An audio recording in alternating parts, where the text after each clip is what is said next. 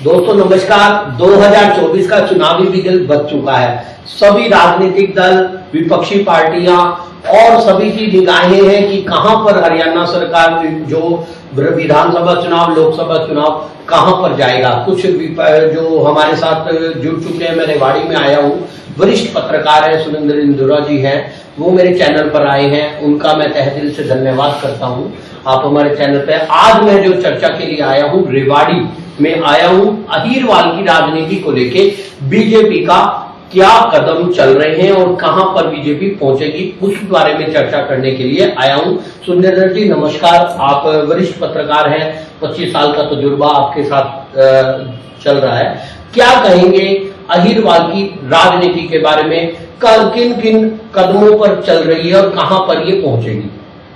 देखिए, अहीरवाल की राजनीति अगर आप विशेष तौर पे भाजपा की बात करें या दूसरी पार्टियों की बात करें, दोनों अलग अलग इशू है जी।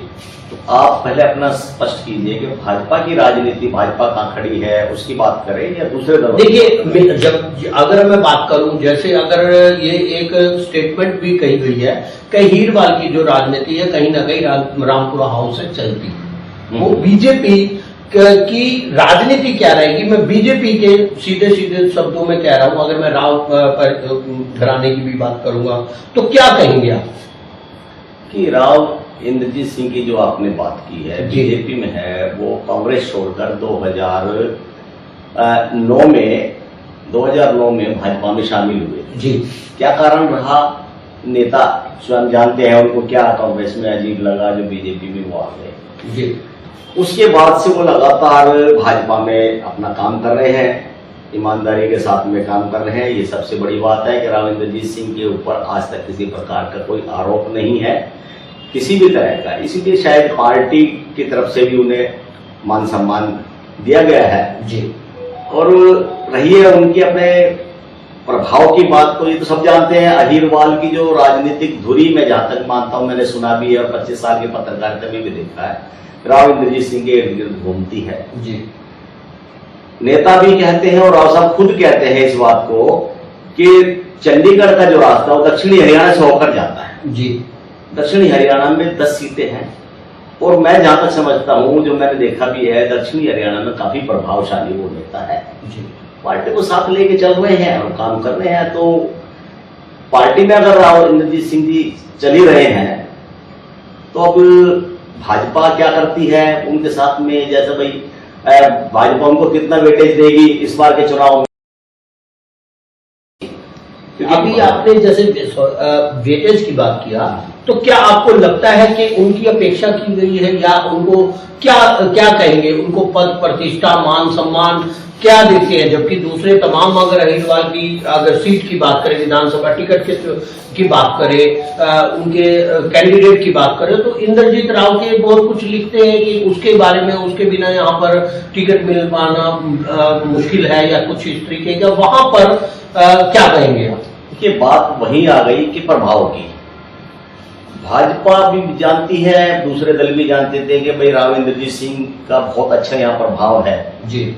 अगर वो, ये मैंने यहाँ तक भी सुनाया गया, अगर किसी को जितवाने में जी अगर असफल भी हो जाते हैं, तो ये पक्की बात है, अगर जिनको इनको हरवाना है जी, जिनको ये सोच रहा है कि ये आदमी जो है मेरा अगेंस्ट है या दूसरे दल का कोई भी है, कैसे भी है, कि भाई इनको जीतने नहीं देना है, तो निश्चित रूप से ये अपनी पूरी ताकत लगा देंगे और उसमें सफल भी हो जाते हैं। प्रभाव अच्छा है इनका, अपना टिकट, इसीलिए शायद राजनीतिक दल भी इनको पूरा महत्व देते हैं कि राव साहब के बिना यहाँ मुश्किल है हमारी गाड़ी पार होना। क्योंकि 2009 में जब ये आए थे भाजपा में जी, तो उससे पहले 2005 में 5 के चुनाव हुए थे, उसमें भी कांग्रेस का राज था जी।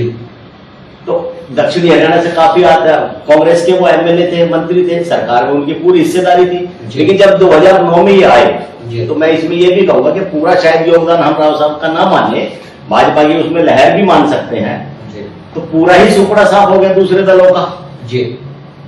और यहाँ की सारी सीटें बीजेपी को लगभग आ गई। एक आध पूछ रही हो तो मुझे थोड़ा ध्यान नहीं है, लेकिन वो सारे आगे। अब 2014 में भी यही हुआ है, दो आदमी कांग्रेस के यहाँ आए हैं, निर्दलीय है जी, राकेश दौलताबाद, बाकी सारे बीजेपी के में। तो वहां कहीं ना कहीं राव साहब का उसमें काफी योगदान उसमें रहा है, और इन्होंने टिकट भी में भी थोड़ा सा हस्तक्षेप शायद हुआ था। नेचुरल सी बात है, जो आदमी जिसका वफादार बन के रहेगा उसको टिकट की सिफारिश करेंगे। अभी 2024 में क्या अब ये जो रैली अभी अपना शक्ति प्रदर्शन उसे कहेंगे, वो रैली का इम्पैक्ट क्या बीजेपी को दिखाने के लिए करना है, या बीजेपी राव को दिखाने के लिए, बीजेपी का प्रभाव दिखाने के लिए वो रैली थी, या राव जी का प्रभाव दिखाने के लिए वो रैली थी? इसको आप सही शब्दों में बताइए। कि भाजपा चुनाव की रणनीति तैयार कर रही है। 2024 में चुनाव होने हैं, 1 साल लगभग रह गया है चुनाव का। तो पूरे 10 के 10 लोकसभा क्षेत्र में इन्होंने अपनी रैलियां की है जी। तो गुड़गांव क्षेत्र में, क्योंकि यहाँ से सांसद है रविंद्र जी सिंह, इनको भी टास्क मिला था कि भाई आप भी रैली कीजिए जी। तो उसमें ताकत दिखाने की तो मेरे हिसाब से कोई ऐसी बात नहीं थी कि बीजेपी ये देखना चाहती है कि राव साहब में कितनी ताकत है, कितने लोग जोड़ सकते हैं जी। या फिर राव इंद्रजीत सिंह ये दिखाना चाहते हैं कि मैं बहुत ज्यादा आदमी जोड़ सकता हूँ। रैलियां जब भी राव इंद्रजीत सिंह ने की है वो बेहद सफल रही है। कहीं भी हम कितनी कॉन्फ्रेंसिस में गए हैं, कितनी रैलियों में गए हैं, उनकी रैली हमेशा सफल रही है यहाँ। और पटौदी में जो रैली हुई वो भी सबने देखी, सारी सफल रही है। अब बीजेपी उसको किस वे में लेते हैं, ये दोनों को देखना है। अभी क्वेश्चन ये आता है कि कुछ खबरें ऐसी भी चल रही हैं कि कहीं ना कहीं बीजेपी से राव किनारा करेंगे। तो उस शब्द के बारे में, आप उस वाक्य के बारे में आप क्या कहेंगे? कहां पर ये भूमिका तैयार हो रही है, और अगर है तो वहां पर बीजेपी क्या करेगी? क्या बीजेपी हैंडीकैप हो जाएगी, या राव इंद्रजीत अपनी स्पीड से बढ़ते रहेंगे? देखो, मैंने पहले भी कहा कि राव इंद्रजीत सिंह का दक्षिणी हरियाणा में इनका बहुत बड़ा वो है राजनीति, इनके चारों ओर घूमती है यहाँ की राजनीति। तो मैं जहां तक समझता हूं कि भाजपा इतनी बड़ी गलती नहीं करेगी कि राव इंद्रजीत सिंह को किनारे कर दे या राव इंद्रजीत सिंह से किनारा कर ले। वो इतनी बड़ी गलती नहीं करेगी, क्योंकि अगर ऐसा हुआ तो जैसे मैंने बताया पहले 2009 में जब राव साहब यहाँ आए तो बिल्कुल कांग्रेस खत्म हो गई और सारे के सारे वो बीजेपी में चले गए, इनके साथ इनका अपना प्रभाव है। और अगर राव साहब भी वहां से, मैं समझता हूँ राव साहब भी किनारा नहीं करेंगे बीजेपी से, क्योंकि राव साहब को भी ये है कि भाई दूसरे दल किसी भी तरह, कांग्रेस तो इन्होंने छोड़ी थी खुद ने, अब उनमें जाना कभी ज्यादा ही दल बदले, एक दल से दूसरे दल में चले जाए कोई बात नहीं, लेकिन फिर उसी दल में चले जाए या किसी और दल में चले जाए तो कहीं दल बदलू की मोहर ना लग जाए और इससे उनको राजनीतिक नुकसान ना हो जाए। तो मैं जहां तक समझता हूं ये भी स्टेप वो नहीं उठाएंगे और बीजेपी में रहना पसंद करेंगे।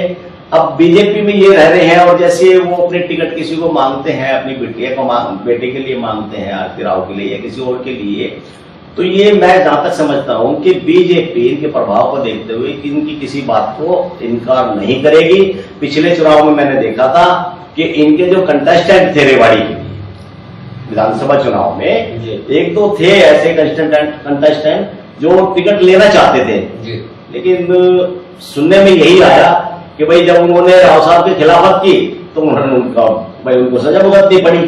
तो मैं जहां तक समझता हूँ इनका प्रभाव है, पार्टी मानती है तो उनका खामियाजा तो रेवाड़ी विधानसभा से दो हाथ धोना पड़ा। देखो, ये तो राजनीति में तो चलता रहता है, विपक्ष भी आता है कभी। आप जैसे बावल का देख लीजिए, मैं आपको बताऊं, बावल विपक्ष में रहा है हमेशा जी, ज्यादातर विपक्ष में रहा है। तो कहते हैं विपक्ष की वजह से बावल का काम नहीं हुआ। आज भाजपा का वहां पे मंत्री है 2 प्लानिंग से, और डॉक्टर बनवारी लाल जी काम कर रहे हैं, अपना अच्छा काम कर रहे हैं, इसमें कोई शक नहीं है, बढ़िया। उन्होंने पेयजल योजना वगैरह का जैसे अखबार में हम लिखते आए हैं, जैसे स्टेटमेंट आती रही और हमने अखबार में लिखा, उसी से यही जाना कि आज फला जगह पर नहरी पानी के वह इंतजाम कर दिया है। तो आम लोग भी कह रहे हैं कि हाँ यार, जनता बेशक बहुत ज्यादा विकास ना हुआ, लेकिन इतना हुआ कि जो 20-25 सालों विपक्ष के नाते जो बावल का नुकसान हुआ था, विकास के रूप में आज वो ठीक ठाक हो रहा है, ऐसा सुनने में आ रहा है और लिखते हैं जो अखबार में जो आ रहा है। तो कहीं ना कहीं आप ये कह रहे हैं कि बीजेपी का राव जी के बिना और राव का बीजेपी के बिना कहीं ना कहीं अहिंद उस स्पीड से ही चलेगा और तभी आगे जाके यहाँ पर हो सकती है। तो जो भी लोग इस वीडियो को देख रहे हैं, साथ के साथ शेयर लाइक कमेंट जरूर करें। इंदौरा जी, जाते जाते एक छोटा सा मैं आपसे एक बात करूंगा, कहीं ना कहीं कुछ जगह ये कहा गया है कि जब इनके पास पावर थी, जब इनके पास पावर है तो अहीरवाल का बहुत ज्यादा विकास नहीं हुआ। अगर अहीर पिछड़ा हुआ है तो कहीं ना कहीं उन्हीं का है। तो कहीं ऐसी शब्द पर क्या कहेंगे आप? तो दिन प्रतिदिन जनसभाओं में भी जाते हैं और जनता के बीच में भी जाते हैं, क्या कहेंगे? देखो, ये इसमें कड़वी सच्चाई है कि कोई बड़ी परियोजना इस क्षेत्र में नहीं आई है जी।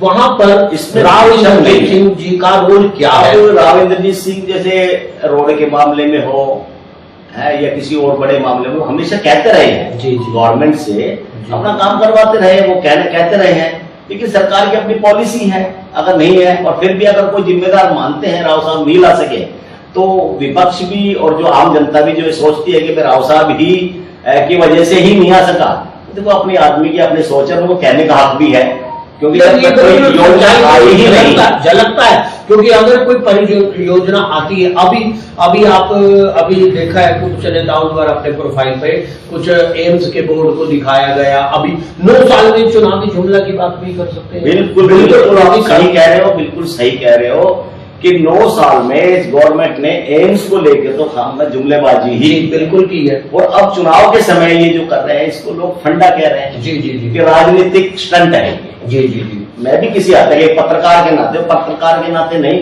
बल्कि एक आम नागरिक के नाते मैं जरूर कहूंगा कि 9 साल में आज तक ये शिलान्यास अभी तक हुआ ही नहीं है। 15 में इसकी घोषणा हुई थी। जी जी जी खट्टर जी करके गए थे, 15 में घोषणा इसकी की थी। अरे जब से अगर पहली प्लानिंग में ही इसमें पत्थर तो कम से कम रख देते, एक उम्मीद हो जाती।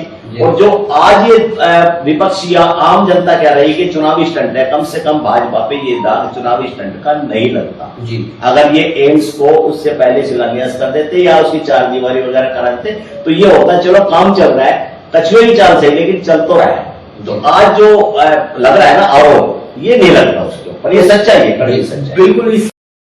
आपसे एक बात भी कहूंगा, अगर आप गुरुग्राम लोकसभा से सांसद हैं तो आपको गुरुग्राम के विकास के लिए भी, अभी पिछले दिनों मेट्रो के विस्तार के लिए बात हुआ था और गुड़गांव से गुड़गांव के लिए मेट्रो विस्तार के ऊपर बात हुआ था, लोगों ने उसका जमकर विरोध किया कि ये भी चुनावी जुमला है। तो राव साहब या उनके समर्थकों का क्या इस बारे में रुझान है? कमेंट बॉक्स में जरूर बताएं। आगे की जो चर्चा है एक दिन फिर विस्तृत जानकारी एक बार फिर वरिष्ठ पत्रकार के साथ मैं अपने चैनल पर लाइव होऊंगा। आप लोगों की सपोर्ट मुझे हर समय मिलती रहती है, उसके लिए बहुत तहे दिल से धन्यवाद। अपने सुझाव, शिकायतें और मेरे प्रोत्साहन के लिए कमेंट बॉक्स में जरूर कुछ लिखें। अंदोरा जी दोबारा एक बार धन्यवाद, नमस्कार।